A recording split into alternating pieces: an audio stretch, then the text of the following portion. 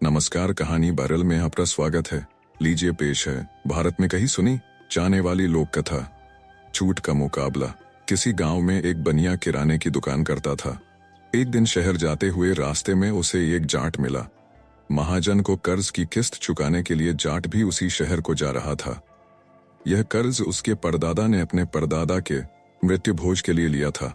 100 रुपए का कर्ज सूद जुड़ते जुड़ते 50 बरस में बढ़कर 1000 रुपए हो गया था।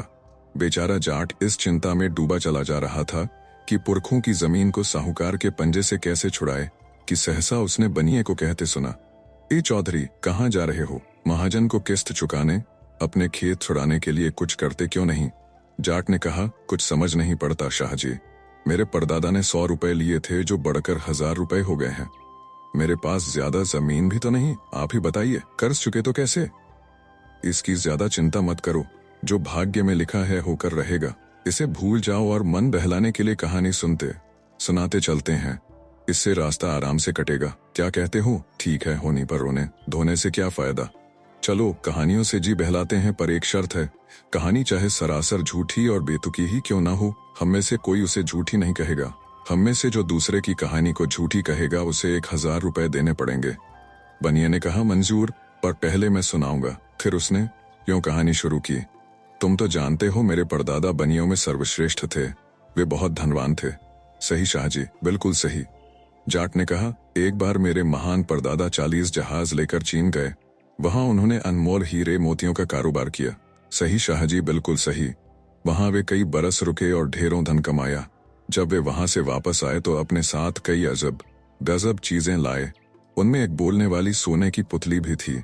वह ऐसी कुशलता से बनाई हुई थी कि हर सवाल का जवाब देती थी। सही शाहजी, बिल्कुल सही। बहुत से लोग उन अनोखी पुतली से अपना भाग्य जानने आए और उसके जवाबों से पूरी तरह संतुष्ट होकर गए। एक दिन तुम्हारे परदादा भी बोलने वाली पुतली से कुछ पूछने के लिए मेरे परदादा के पास आए। तुम्हारे परदादा ने पूछा, सबसे बुद्धिमान जाति कौन सी है?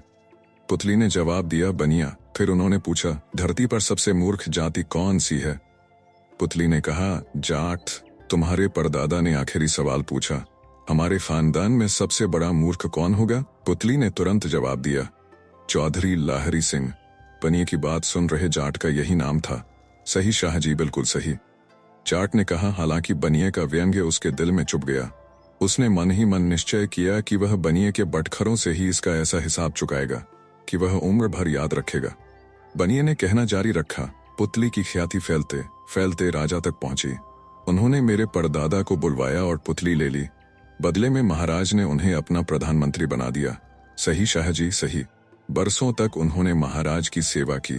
जब वे वृद्ध हो गए तो उनके स्थान पर मेरे दादा प्रधानमंत्री बने। वे बहुत ठाठ बाट से रहते थे और राजकाज की तरफ कुछ कम ध्यान देते थे।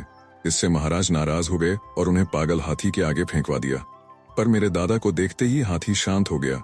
उन्हें झुककर प्रणाम किया और उन्हें सूंड से उठाकर अपनी पीठ पर बिठा लिया।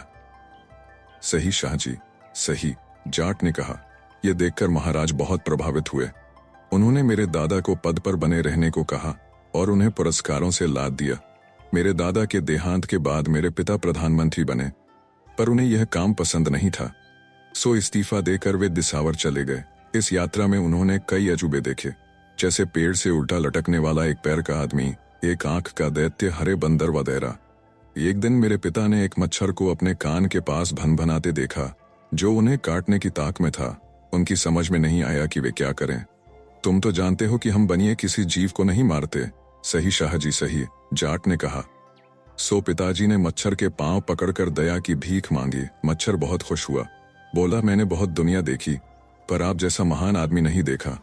मैं आपके लिए कुछ करना चाहता हूँ। यह कहकर उसने अपना मुंह खोला। उसके मुंह में पिताजी ने दहकते हुए सोने का एक विशाल महल देखा। महल के झरोखे में उन्हें एक अपूर्व सुंदरी बैठी दिखी। इतनी सुंदर स्त्री उन्होंने पहले कभी नहीं देखी थी। उसके एकदम पीछे उन्होंने एक किसान को देखा जो उस पर हमला करने ही वाला था। मेरे पिता वीरता के लिए विख्यात थे। वे तुरंत मच्छर के मुंह में कूद पड़े और उसके पेट में घुस गए। वहां इतना अंधेरा था कि हाथ को हाथ नहीं सूझता था। सही शाहजी, बिल्कुल सही।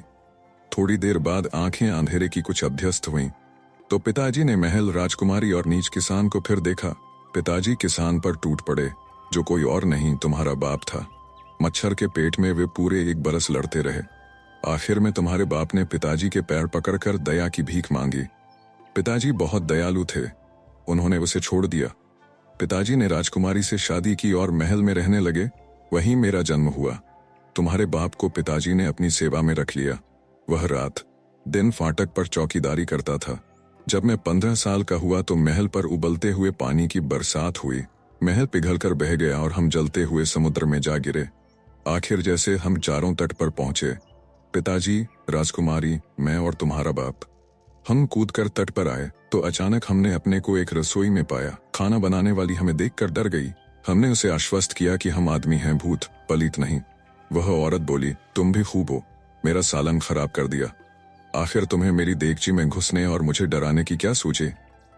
हमने उससे माफी मांगी और कहा, हम इस देगची में कैसे पहुंचे ये हम भी नहीं जानते। हम पिछले 15 बरस से एक मच्छर के पेट में बने महल में थे। औरत ने कहा, ओह, अब मैं समझी। ठीक 15 मिनट पहले एक मच्छर ने मेरी बाह पर काटा था। यह देखो, यहाँ अभी तक लाल है। लगता है मच्छर के काटने से तुम लोग मेरी बाह के अंदर पहुंच गए। मुझे बहुत जलन हुई। जहर को निकालने के लिए मैंने दबाया तो सरसों के दाने जितनी बड़ी काले खून की बूंद निकली और देगची के उबलते पानी में गिर गई। मुझे क्या पता था कि तुम लोग उसके अंदर थे। तब मुझे मालूम हुआ कि मैं सिर्फ 15 मिनट पहले पैदा हुआ था, हालांकि मैं 15 बरस के लड़के जैसा लगता था। हम ये जानकर हैरान रह गए कि मच्छर के पेट में हम सिर्फ 15 मिनट रहे थे। इतने कम समय में ही मैं पैदा हुआ, बड़ा हुआ और तुम्हारे और मेरे पिता की उम्र 15 बरस बढ़ गई। मैं लगता ज्यादा का हूं, पर वास्तव में मैं अभी 10 बरस का बच्चा ही हूं। वह तो मच्छर के दहकते हुए पेट में 15 मिनट रहने से मेरी बढ़ोतरी तेजी से हुई। सही शाहजी, बिल्कुल सही। जब हम रसोई से बाहर आए तो हमने देखा कि हम दूसरे मुल्क में आ गए हैं। हम जिस गांव में पहुंचे वह यही गांव है। पिताजी, जो पहले प्रधानमंत्री थे, ने किराने की दुकान लगा ली।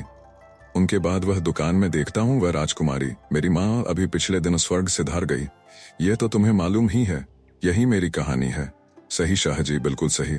जाट ने कहा, आपकी कहानी बिल्कुल सच्ची है। कहानी तो मेरी भी सच्ची है, पर वह आपकी कहानी की तरह मजेदार नहीं है। सुनो, मेरे परदादा गांव के सबसे अमीर जाट थे।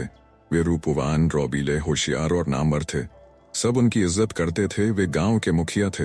गरीब और असहाय की मदद करना वे अपना धर्म समझते थे। पंचायत में वे हमेशा उनकी तरफदारी करते थे। जिनके पास बैल नहीं थे, उनके खेतों में वे अपने बैलों से जुताई करवाते थे और अपने हाली भेजकर लोगों को कटाई में मदद करते थे। जरूरतमंदों के लिए उनके धान के भंडार हमेशा खुले रहते थे। वे आसपास के तमाम गांवों के झगड़े निपटाते थे। राजा और हाकिम के फैसले से भी लोग उनके फैसले का ज्यादा मान रखते थे। वे भीम से ज्यादा ताकतवर थे। बदमाश और बच्चे लफंगे उनसे थर थर कांपते थे। सही चौधरी, सही। बनिए ने कहा, एक बार हमारे गांव में भयंकर अकाल पड़ा। एक बूंद भी पानी नहीं बरसा। नदियां और कुएं सूख गए। पेड़ हरियाली के नाम पर घास का तिनका तक नहीं बचा। मवेशी, चिड़ियां और जानवर मरने लगे। मेरे परदादा ने देखा कि उनके धान के भंडार छीजते जा रहे हैं। अगर जल्दी ही कुछ नहीं किया तो लोग भूखों मर जाएंगे। सो उन्होंने जाटों की पंचायत बुलाई और कहा, भाइयों, निश्चित ही इंद्र भगवान हमसे नाराज हैं। अगर हमने जल्दी ही कोई उपाय नहीं किया तो हम में से कोई नहीं बचेगा। तुम अपने खेत 6 महीनों के लिए मुझे दे दो। मैं ऐसा इंतजाम करूंगा कि हर खेत में फसल लहलहाएगी। जाट मान गए। तब मेरे परदादा ने अपनी कमर कसी और हजारों बीघा के गांव को एक ही झटके में उठाकर अपने सर पर रख लिया। सही चौधरी, सही, कहते हुए बनिया मन ही मन इस बेतुकी बात पर हंसा। फिर मेरे परदादा पूरे गांव को सर पर उठाए हुए बरसात की खोज में चल पड़े। जहां भी बरसात होती वे वहां पहुंच जाते और बरसात के पानी को खेतों, कुओं और तालाबों में इकट्ठा कर लेते। जाटों से कहकर उन्होंने सारे खेतों को जुतवाया और बुवाई करवा दी। इस तरह बरसात का पानी इकट्ठा करते हुए 6 महीने तक मुल्क भटकते रहे, जबकि बाकी जाट जुताई बुवाई करते रहे। फसलें इतनी अच्छी हुई कि आज तक किसी ने देखी सुनी नहीं होगी। मक्का और गेहूं के बूटे आकाश को छूने लगे। सही चौधरी, सही, बनिए ने कहा। पूरे गांव और गांव वालों को सर पर उठाए हुए संसार भर का चक्कर लगाने के बाद मेरे परदादा वापस अपने मुल्क लौटे और गांव को फिर वहीं रख दिया जहां वह पहले था। उस साल फसलें इतनी अच्छी हुई कि कुछ मत पूछो। मक्का और गेहूं का एक दाना आपके सिर जितना बड़ा था। सही चौधरी, बिल्कुल सही, बिल्कुल सही। खलिहानों में अनाज निकाल लिया गया, पर इतना अनाज रखें कहाँ? दूर दिसावर से लोग हमारा अनाज खरीदने के लिए आए। मेरे परदादा ने बहुत मुनाफा कमाया। उन्होंने हजारों रुपए गरीबों में बांटे और हजारों भूखों को अनाज दिया। यहाँ तक आते आते जाट और बनिया शहर में पहुंच गए। जाट ने कहना जारी रखा, उन दिनों आपके परदादा की हालत बहुत पतली थी। मेरे परदादा ने दया करके उन्हें अनाज तौलने मापने के लिए नौकर रख लिया। सही चौधरी सही, आपके परदादा रात दिन अनाज तौलने मापने में लगे रहते थे। उनमें अकलन नाम को भी नहीं थी। वे अक्सर गलती कर बैठते थे, इसलिए उन्हें अक्सर मेरे परदादा के हाथों मार खानी पड़ती थी। बेचारे। सही चौधरी सही। इस समय तक वे उस महाजन की पीढ़ी पर पहुंच गए जिससे जाट ने कर्ज ले रखा था। महाजन ने राम राम करके ग्राहकों का अभिवादन किया और बैठने को कहा, पर उस पर कोई ध्यान नहीं देते हुए जाट ने कहना जारी रखा, तो शाह जी, मेरे परदादा ने अपनी सारी फसल बेच दी तो तौलने मापने को कुछ नहीं रहा। सो आपके परदादा को नौकरी से हाथ धोना पड़ा। जाने से पहले उन्होंने मेरे परदादा से 100 रुपए उधार मांगे। उदारतावश मेरे परदादा ने आपके परदादा को कर्ज दे दिया। सही चौधरी सही, बनिया ने कहा। ठीक। जाट ने आवाज को तेज करते हुए कहा, ताकि महाजन भी सुन ले, वे रुपए आपके परदादा ने लौटाए नहीं। सही चौधरी सही, न तो आपके दादा ने वह कर्ज चुकाया और न आपके पिता ने, और न आज तक आपने ही हिसाब चुकता किया। सही चौधरी सही, वे 100 रुपए ब्याज और चक्रवृद्धि ब्याज मिलाकर अब पूरे 1000 रुपए हो गए हैं जो आपको मुझे देने हैं। सही चौधरी सही, बनिए को मजबूरन कहना पड़ा, सेठ जी और दूसरे गवाहों के सामने आपने कर्ज कबूल किया है। वे 1000 रुपए क्या आप सेठ जी को देने का कष्ट करेंगे ताकि मेरे गिरवी रखे खेत मुझे वापस मिल जाएं। बनिए पर जैसे बिजली गिरी, इधर गिरे तो कुआं और उधर गिरे तो खाई। अगर वह यह कहता है कि वह मनगढ़ंत और झूठी कहानी थी तो शर्त के मुताबिक उसे 1000 रुपए देने होंगे, और अगर वह उसे सही मानता है तब भी उसे 1000 रुपए देने होंगे। सोना चाहते हुए भी उसे 1000 रुपयों का जुर्माना भरना पड़ा।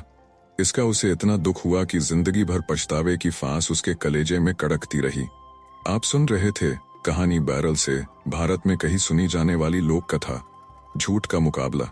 वीडियो पसंद आया तो इसे लाइक करिए और चैनल को भी सब्सक्राइब कीजिए। धन्यवाद।